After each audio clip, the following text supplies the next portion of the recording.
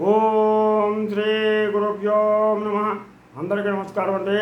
ఈరోజు మనం ఐశ్వర్య యోగం అమ్మవారి యొక్క లలితా అమ్మవారి యొక్క 30వ నామం గురించి తెలుసుకుందాం.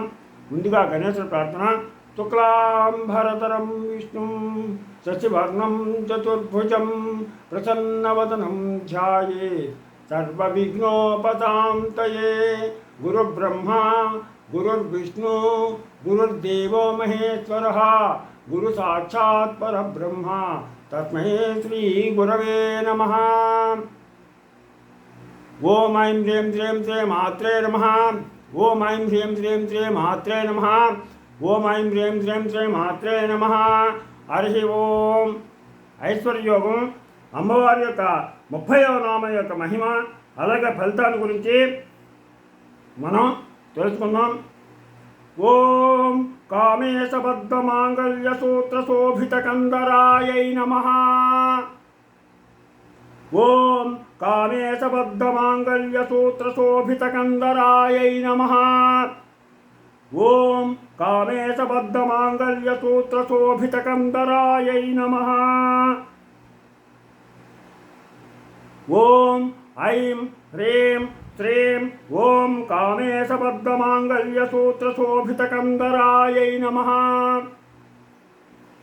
ఓం ఐం హ్రీం శ్రీం ఓం కామేశబద్ధమాంగళ్యసూత్రశోభితకందరాయై నమః. ఇది అమ్మవారి యొక్క 30వ నామం.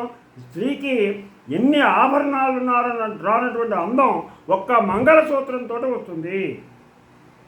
ఎన్నో ఆభరణాలు ఉంటాయి, కానీ ఆ మంగళసూత్రంతో వచ్చేటువంటి అందం చాలా గొప్పది.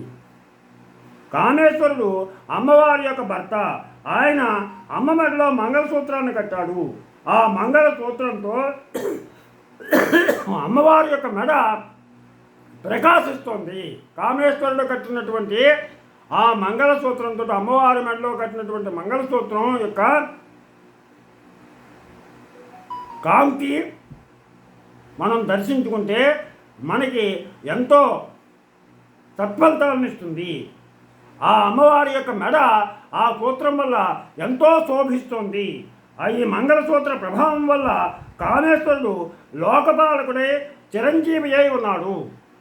అది అందుకని ఆ మంగళసూత్రాలను మనం దర్శనం చేసుకోవాలి.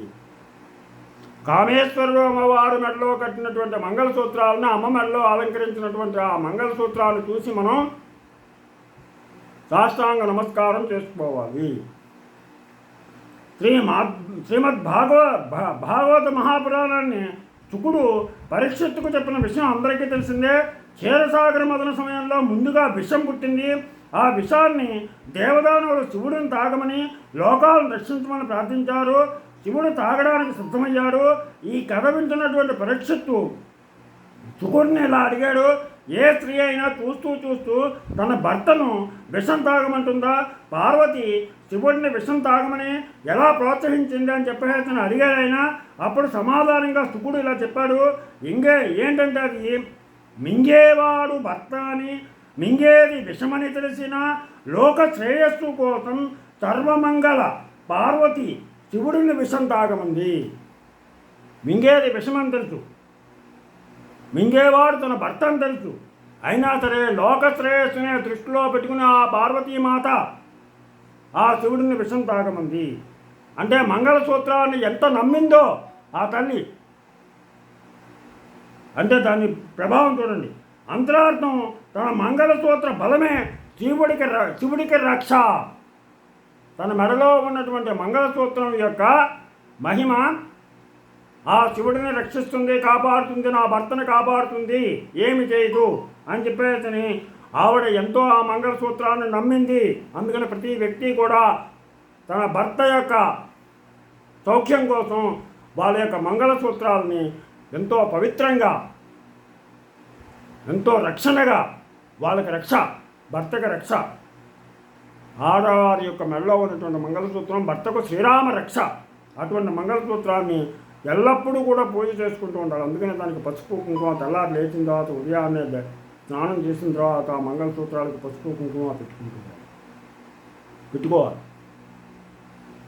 అమ్మలగన్నయమ్మ శ్రీ లలితామాత మాంగళ్య బలంతో కామేశ్వరుడు లోకపాలకుడయ్యాడు. అందుకనే మనకి అమ్మలగన్నయమ్మ, ముగురమ్మల మూలపుటమ్మ, చాలా పెద్దమ్మ, సురారులమ్మ, తన్నులో నమ్మిన వేల్పుటమ్మల మనంబుల నుండడియమ్మ, దుర్గ మాయమ్మ కృపార్తి నిశ్చిత మహత్వ కవిత్వ పటుత్వ సంపదల్. అటువంటి అమ్మవారు ఆ కామేశ్వరుణ్ణి ఎంతో భక్తి శ్రద్ధలతో ఆయన్ని పూజించడం వల్లే ఆయన లోకపాలకుడయ్యాడు. భార్య భర్త భేదం లేకుండా ఒకరినొకరు ఎప్పుడూ కూడా గౌరవించుకుంటూ పూజించుకుంటూ ఉండాలి.